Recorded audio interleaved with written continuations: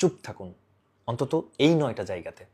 যখন খুব রেগে থাকেন তখন চুপ থাকুন, যখন খুব খুশিতে থাকেন তখনও চুপ থাকুন, যখন কেউ আপনাকে অপমান করে তখন চুপ থাকুন, যখন কেউ আপনাকে উস্কানি দেয় তখনও চুপ থাকুন, যখন অন্য কেউ কথা বলছে তখন চুপ থাকুন, যখন আপনার কথা পরিস্থিতি খারাপ করতে পারে তখনও আপনি চুপ থাকুন, যখন আপনি সব জানেন না তখন অন্তত আল্লাহর রস্তে চুপ থাকুন, যখন কারো গোপন কথা জানেন তখন চুপ থাকুন, এবং সর্বশেষ যখন অপ্রয়োজনীয় বিতর্ক হয় তখন আপনি চুপ থাকবেন।